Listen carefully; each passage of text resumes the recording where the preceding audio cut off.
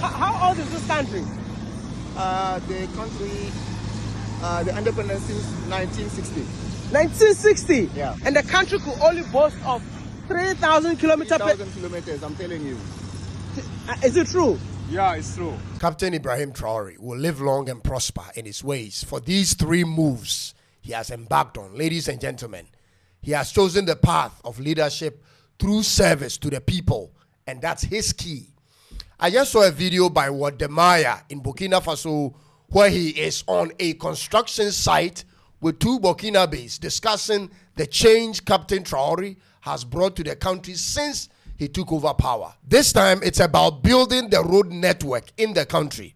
In the video, the gentleman accompanying Wademaya stated that since Burkina Faso's independence in 1960, the country Burkina Faso has only had altogether some 3,000 kilometers of roads constructed, or what they term as paved. That's in a space of nearly 65 years, ladies and gentlemen. I initially struggled to believe it, so I went on the internet to fact check them from different sources. And folks, it turns out to be true that ever since Burkina Faso became independent since 1960, their total road network comprises approximately 15,304 kilometers. However, about 3,642 kilometers are paved and 11,662 kilometers unpaved, which actually means in the last 65 years, successive governments in Burkina Faso, on the average, added a paltry 56 kilometers of paved roads a year. But when I juxtapose the road situation in Burkina Faso with the Sahel regions, I realize it's not just peculiar to Burkina Faso. And I'll do another video where I'll focus on all the roads constructed since independence in all African countries for your comprehension. Ladies and gentlemen, so what the gentleman said in the video with Wademaya is actually true. And I'm going to let you watch the video in a minute. But do you remember when I did an episode on YouTube of construction trucks that came through Ghana's port in their hundreds en route to Burkina Faso? I mean this video. Check it out.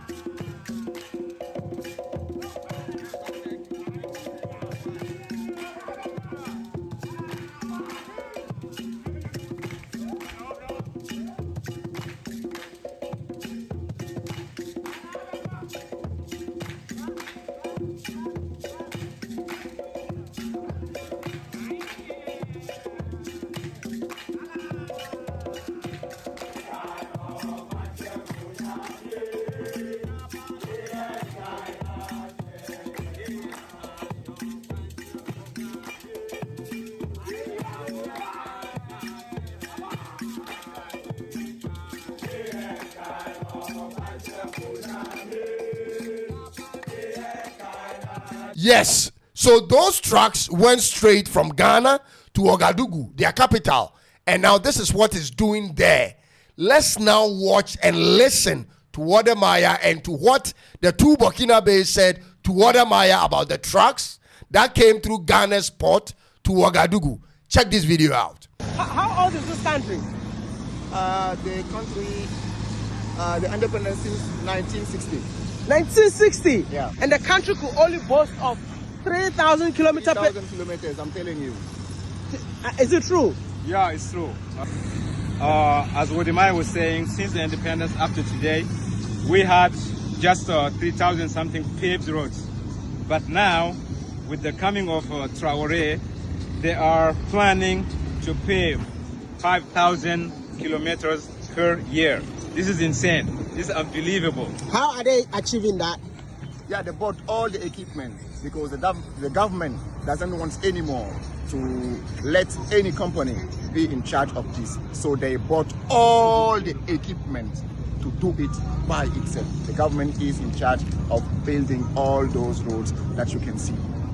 That's crazy, man. Yeah. As you guys, maybe some of you saw the equipment coming from Ghana. Okay. People made a lot of videos about it. So the equipment are here. The government is taking care of constructing or building the roads, because sometimes they give it to private companies and they take forever to finish some roads. So the government is now taking care of building the roads with their own equipment and everything. So that's what's happening. And one of the most exciting thing about this whole road construction in Burkina Faso, the fact that the government bought all the equipment, trained the youth to operate this equipment. So literally, it's the people of Burkina Faso building the country for the people of this beautiful country. The country is under construction. Burkina Faso indeed is under construction, because I am here and I'm seeing roads being constructed. I am here and I'm seeing factories being built. I am here and I'm seeing entrepreneurs coming out saying that this is their first time, feeling so proud about their country to do business in their country. This is a revolution, and I believe that a revolution like this needs to be supported. Wow, wow, and wow again. That's impressive. So Captain Traore has decided to add 5,000 kilometers of paved roads to the existing roads per year, like they said. Remember, the average has been 56 kilometers of roads until now.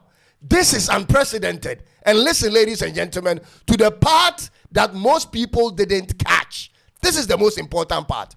Even though I'm excited about this agenda, what most people haven't really processed is the method Captain Ibrahim Traoré has chosen to execute this project.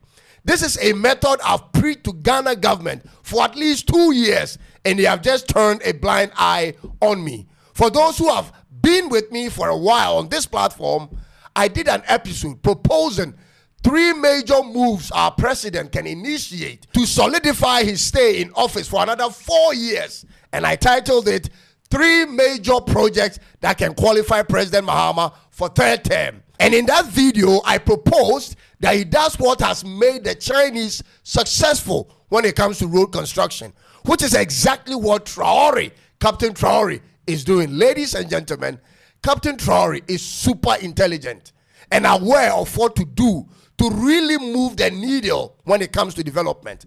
I can promise you today that he is not your regular type of soldier who seizes power and doesn't know what to do with it or where to start from. That is very far from him.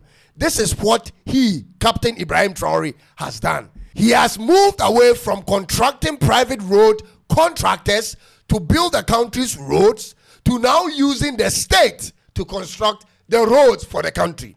I repeat, Traoré has chosen to develop his state's institutions through capacity building by using the state to build their roads instead of giving them out for contracts to contractors. Wow, ladies and gentlemen, this is where I call it super amazing. He has trained the people and put them in a position to work for the state. Somebody please tell the captain it will be an honor to get in an interview with him. This man is sharp. This is how the Chinese government built China. They invested in their people and in equipment and in technology for the China Construction Company and gave their state enterprise the role of building all their country's roads. Ladies and gentlemen, when they started, they weren't perfect. The Chinese weren't. Bridges collapsed and some roads fell apart after a while, but they kept learning from how the West built their roads and became innovative about it. And today, they build roads the West cannot even fathom. They can't even process. We, on the other hand, have the upper hand over the Chinese people in the sense that information technology is everywhere for anything you want, including if you have to bring in a couple of experts to teach you on the job. So our leaders don't even have to make the mistakes the Chinese government made when they were still learning in the analog era. Ladies and gentlemen, today, China Construction Company is the largest construction company by far in the whole world. They have perfected the art of construction, ladies and gentlemen. And that's exactly what I'm seeing from Captain Ibrahim Traoré doing. This guy is a gem. Ask yourself, all the engineers who graduate from our universities every year, where do they go and what do they do? How complicated is construction of roads? Is it rocket science? We've paid billions of dollars of monies we don't even have to private contractors for decades and made many politicians rich in that process. This is what the typical African politician wants. And for decades, it has proven to not work. They like contracts given out because that's when they get the opportunity to inflate prices and figures and steal from the state. But finally, someone is listening. The state is getting involved, courtesy of Ibrahim Traoré. The equipment for the road construction is for sale to anyone who wants to buy it, for goodness sake. Why is this not the first option when we think of road construction, ladies and gentlemen?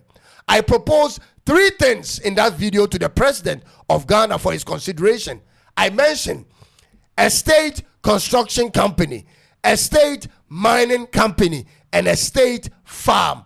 These 3 pillars, if properly set up and managed, will be the foundation on which any African country can be developed in the next 10 to 20 years, ladies and gentlemen. And Captain Ibrahim Traoré has scored excellently well in all the 3 pillars. He's got the state farm and the processing plants going.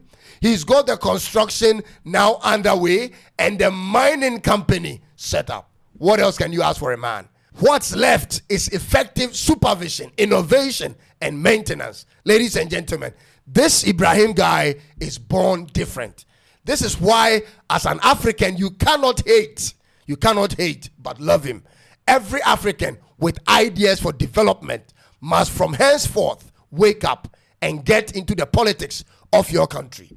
These people we call leaders have no special ideas of their own, and they have no goodwill for our countries. I've come to that conclusion.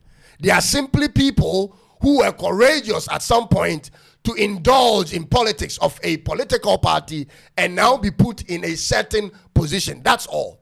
So if you have the courage and if you find things happening in your country absurd and you know you can bring the needed changes, ladies and gentlemen, put yourself out there and start by speaking up. Don't be silent anymore. Because when you think you just want to mind your own business in your small corner, doing your own thing, the politics of the day will eventually catch up with you by way of increase in electricity bills, water, rent, transportation, because fuel prices went up. When the city you live in is no more safe because politicians have allowed for a breakdown of security to achieve their purpose, and you cannot therefore go about your daily routine, that's when you realize that politics is closer to you than you ever thought. This fight is an all-African fight until we have effective leadership in every African country, and you cannot afford to isolate yourself. Get involved whichever way you can, and don't make fear your advisor. Stand up for Captain Traoré and arise for your country. The match date will soon be announced in Ghana when the police clearance is issued. We'll keep you updated with that. Thanks for supporting us, and be sure to click on the subscription button if you are new here. God bless the captain and protect him on each side. It's bye-bye for now.